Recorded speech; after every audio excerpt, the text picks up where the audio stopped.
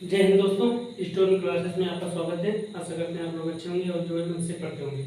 देखिए, हम लोग पढ़ रहे थे एक चैप्टर था जिसका नाम रिप्रोडक्टिव सिस्टम, प्रजनन तंत्र के अंतर्गत हम लोग जो है प्रजनन तंत्र दो प्रकार का होता है, ए सेक्सुअल रिप्रोडक्शन और जो है दूसरा सेक्सुअल रिप्रोडक्शन।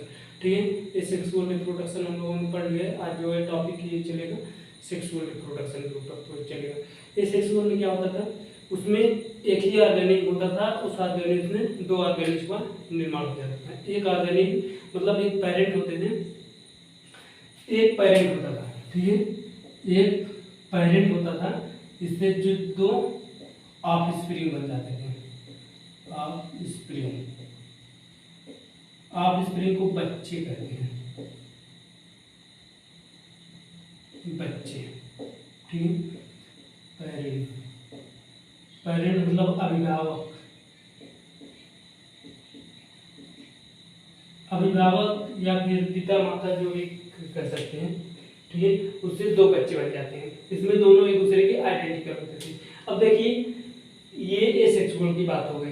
ठीक है, अब सेक्सुअल वाले में क्या होगा, ये सेक्सुअल रिप्रोडक्शन में क्या होता है, इसमें एक भी हो सकते हैं और मेल दो होते हैं। ठीक है, इसमें देखिए, इसमें गैमिट का फॉर्मेशन होता है। गैमिट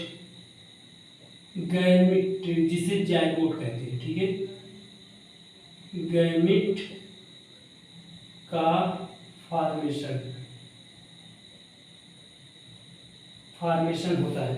ठीक है, अब इस गैमिट की फॉर्मेशन में जो भाग लेते हैं या फिर एक ही इंडिविजुअल रहेंगे, एक ही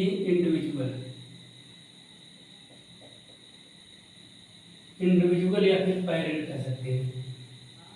एक ही इंडिविजुअल से गैमेट का फॉर्मेशन होता है और ज्यादातर देखा जाता है इसमें दो अपोजिट होते हैं, या फिर एक होंगे या दो होंगे। ठीक है, और दोनों जो है जस्ट अपोजिट होते हैं, एक दूसरे के अपोजिट होते हैं। किसके? एक दूसरे के अपोजिट। इसका मतलब क्या होता है, एक दूसरे के अपोजिट का मतलब होता है एक मेल होगा और एक दूसरा वाला फीमेल होगा। ठीक, एक पुरुष होगा और एक महिला होगा। ठीक, एक दूसरे के अपोजिट होते हैं। इतना समझ में आ गया। अब देखिए, इसमें क्या देखिए, जो ये एक दूसरे के अपोजिट वाला होता है, इसमें सबसे पहले गैमिट बनता है।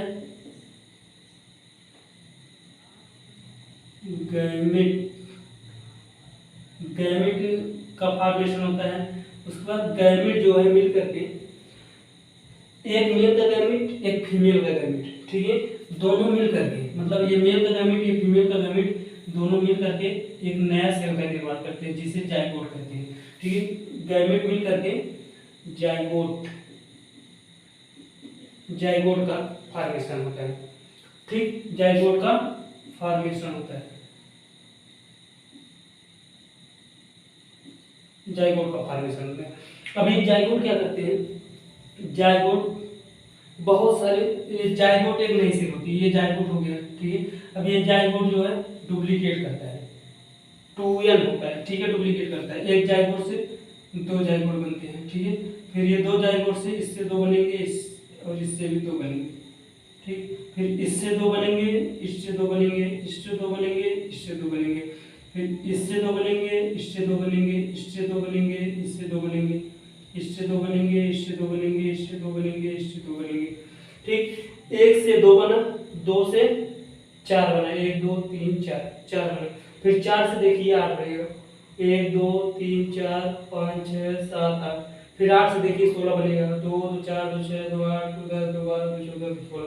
फिर 16 से 32 बनेगा, 32 से 64 बनेगा, 64 से 128 बनेगा। ऐसे मतलब डुप्लीकेट होता जाता है। ठीक, इसका मतलब यही होता है।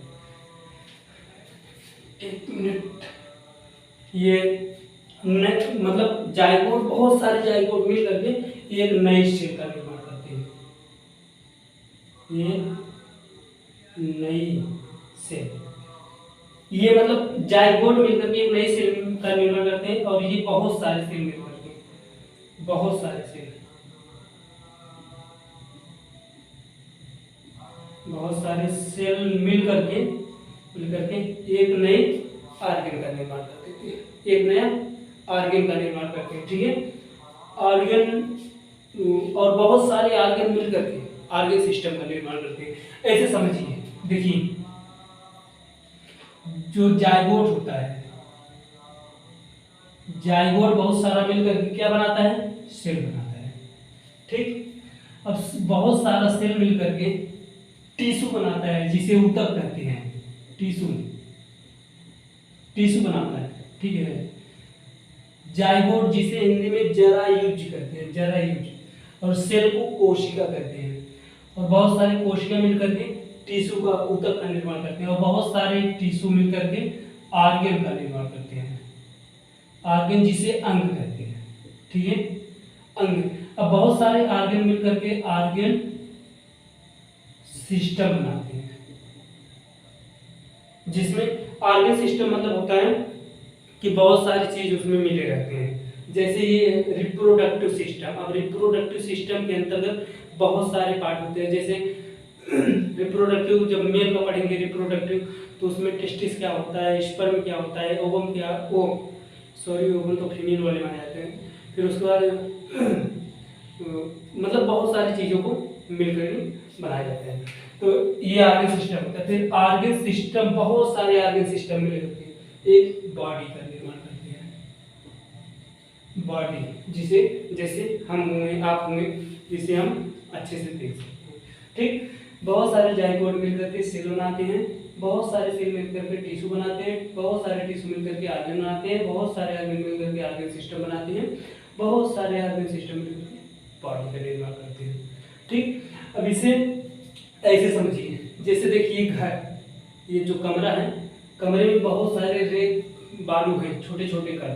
ठीक है, वो जो है जाइगोट है।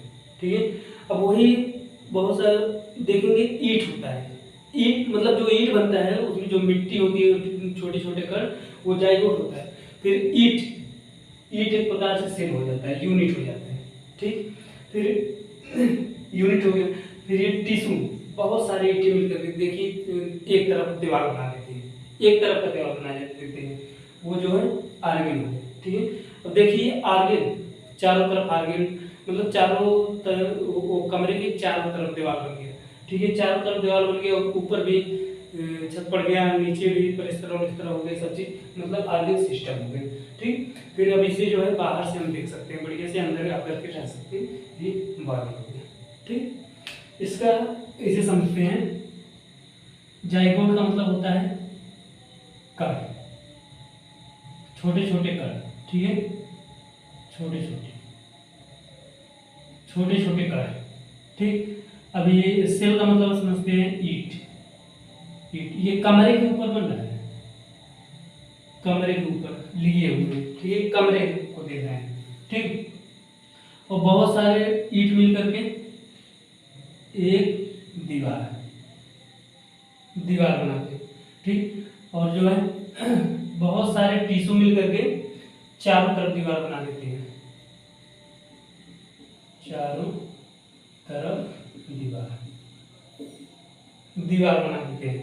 ठीक, और देखिए चारों तरफ दीवार, और ऊपर भी छत पड़ गया, नीचे भी, सब जो है मतलब छत होता और प्लस दीवार, सभी को मिला करके आगे सिस्टम हो गया। और उसके बाद ये कमरा हो गया। ठीक, बॉडी, कमरा। ठीक, ये समझ में आ गया। तो चलिए इसका स्क्रीनशॉट ले लीजिए, ये हम मिटा रहे हैं थोड़ा। ठीक, ये समझ में आ गया। एक देखिए, ये जो सेक्सुअल रिप्रोडक्शन होता है, ये सेक्सुअल की तुलना में ये थोड़ा कॉम्प्लेक्स होता है। ठीक है, इलोबरेट होता है, इलोबरेट का कॉम्प्लेक्स कहते हैं, और थोड़ा स्लो प्रोसेस होता है। तो इसे डिफाइन कर लेते हैं, ये एसेक्सुअल की तुलना में,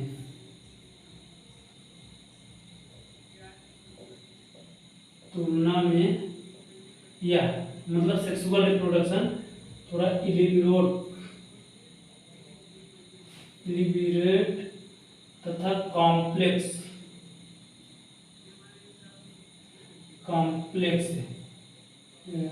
और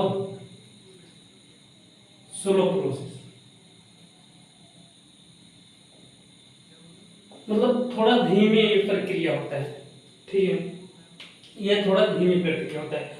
लिबरेट होता है, कॉम्प्लेक्स होता है और स्लो प्रोसेस होता है। ठीक, एसेक्सुअल की तुलना में, एसेक्सुअल रिप्रोडक्शन की तुलना में ये जो है लिबरेट, कॉम्प्लेक्स और स्लो प्रोसेस होता है। ठीक, और इससे जो पैरेंट होते हैं, पैरेंट से जो ऑफस्प्रिंग बनता है, पैरेंट मतलब अभिभावक और ऑफस्प्रिंग मतलब बच्चा। ठीक, इससे जो बच्चा बनता है, ऑफस्प्रिंग बनता है, वो पैरेंट के आइडेंटिकल होता है, पैरेंट के आइडेंटिकल होता है। ठीक, मतलब पैरेंट तरह, अर्थात हम कह सकते हैं इसका जो एक्सटर्नल पार्ट होता है, मतलब बाहर को देखने वाला पार्ट, बाहर से देखने का पार्ट, और इंटरनल पार्ट, अंदर का जो पार्ट होता है, और फिजियोलॉजी, इसका जो मतलब कार्य होता है, अंदर कैसे कार्य होता है, और मार्फोलॉजी, और इसके बाहरी कार्य। ठीक है, फिजियोलॉजी मतलब अंदर कार्य और मार्फोलॉजी मतलब बाहर कार्य, ये सब सेम होते हैं।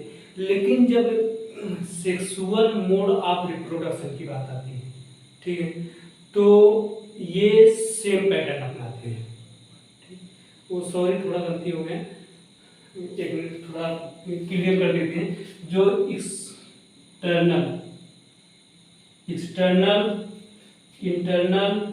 एक्सटर्नल को हम जो है मार्फोलॉजी बोलते हैं, एक्सटर्नल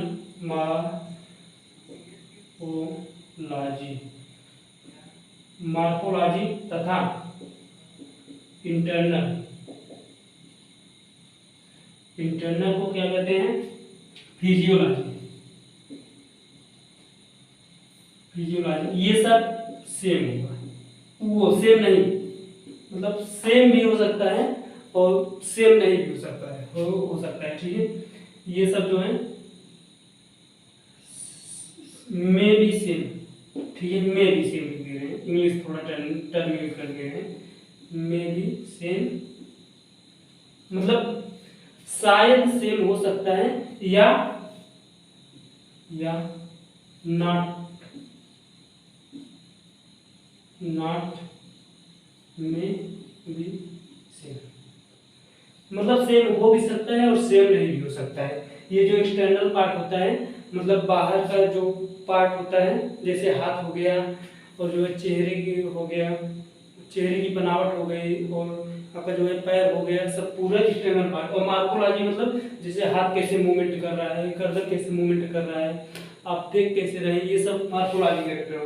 तथा इंटरनल जो अंदर का पार्ट हो गया, जैसे दिल हो गया, ब्रेन हो गया, आई हो गया, वो अंदर का आई हो गया, फिर उसके बाद आपका इंटेस्टाइन हो गया, ये सब पार्ट। और फिजियोलॉजी मतलब जैसे आप भोजन करते हैं तो आपका डाइजेस्ट होता है, फिर दिल की धड़कन कैसे बढ़ती है, लीवर कैसे काम करता है, ये सब फिजियोलॉजी में है। ये जो पिता होंगे उसके बच्चे का सेम भी हो सकता है, सेम नहीं भी हो सकता है। लेकिन जब बच्चे बट जब जो है सेक्सुअल मोड ऑफ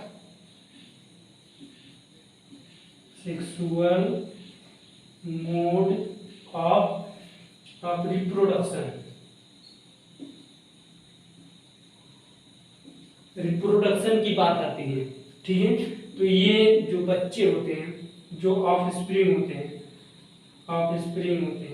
ये सेम पैटर्न अपनाते हैं, सेम पैटर्न अपनाते हैं। सेम पैटर्न अपनाते हैं किसके, पैरेंट के। ठीक, पैरेंट के। जब सेक्सुअल मोड ऑफ रिप्रोडक्शन की बात आती है तो जो ऑफस्प्रिंग होते हैं, बच्चे होते हैं, वो सेम पैटर्न अपनाते हैं, मतलब जैसे उनके अभिभावक ने किया है वैसे ही पैटर्न अपनाते हैं, और ठीक अभिभावक ने जैसे किया वैसे ही पैटर्न अपनाते हैं। ठीक, समझ में आ गया। मतलब यहाँ पे लिख सकते हैं सेक्सुअल मोड ऑफ रिप्रोडक्शन की जब बात आती है तो ये सेम पैटर्न अपनाते हैं, ठीक है, सेम पैटर्न अपनाते हैं। किसके किसके सेम पैटर्न अपनाते हैं? जो है पेरेंट, ये सेम पैटर्न कौन अपनाता है? ऑफस्प्रिंग, ठीक। इसमें मैं तो चलिए देखिए अब इसके कुछ फेजेस होते हैं, कुछ फेज, जैसे मान लीजिए युवावस्था, ठीक है, ये सब फेजेज होती हैं। देखते हैं मिनट, देखिए दोस्तों इसके जो है कुछ फेज होते हैं, फेजेज जिसे अवस्थाएं होते हैं, अवस्थाएं होती हैं, ठीक। ये देखिए 3 फेजेज होते हैं मेन रूप से, एक जुवेलिन फेज, जुवेलियन फेज, और एक होता है आपका रिप्रोडक्टिव फेज, एक होता है रिप्रोडक्टिव फेज, ठीक। और आपका होता है तीसरा वाला सेंसिस फेज, सेंसिस फेज। देखिए इसे हिंदी में कहते हैं किशोरावस्था,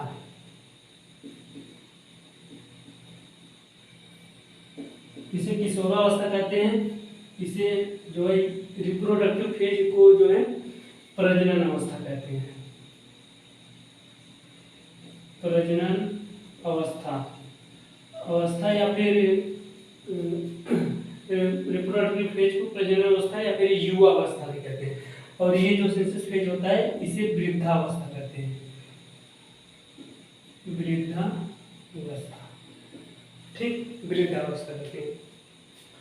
तो देखिए जुवेलियन फेज में क्या होता है, जब बच्चा मतलब किशोरावस्था में होता है, छोटा रहता है, ठीक है। ये इसका जो टाइम पीरियड होता है, इसका जो टाइम पीरियड होता है वो अप्रॉक्सीमेट बर्थ से लेकर के जो है रिप्रोडक्टिव फेज के पहले तक, रिप्रोडक्टिव फेज के पहले तक का मतलब बर्थ टू आफ्टर, नहीं बिफोर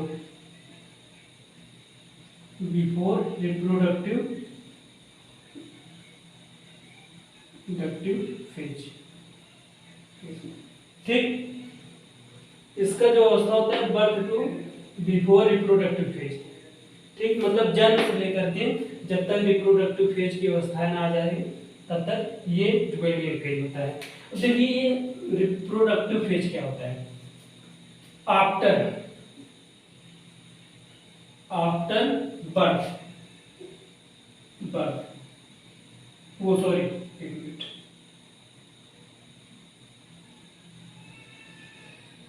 मतलब फिनिश, एक मिनट,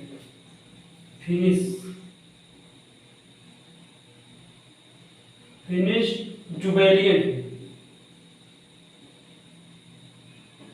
जहां जुवेलियन फेज खत्म होता है और जो है स्टार्ट वहीं उसके आगे से स्टार्ट, मतलब उसी के जस्ट आगे से स्टार्ट होता है रिप्रोडक्टिव फेज। और अंत इसका कहाँ होता है? बिफोर सेंसस फेज, सेंसस मतलब वृद्धावस्था के पहले, ठीक है, बुढ़ापावस्था या फिर वृद्धावस्था कहते हैं। और ये फेज कहाँ पे, जहाँ ये रिप्रोडक्टिव फेज जहाँ पे फिनिश होता है वहां से सेंसस फेज स्टार्ट हो जाता है, ठीक। तो चलिए ये जो है फेजेज हम अगले वीडियो में देखेंगे, क्योंकि ये वीडियो थोड़ा लंबा हो रहा है, ज़्यादा लंबा वीडियो आपको बोरिंग लगेगा देखने में, इसका आप स्क्रीनशॉट ले लीजिए। तो चलिए आगे अगले वीडियो में हम फेजेस के बारे में देखेंगे, ठीक। और आपको ये वीडियो कैसा लगा मैं कमेंट करके जरूर बताइएगा। तो मिलते हैं अगले वीडियो में। जय हिंद, धन्यवाद।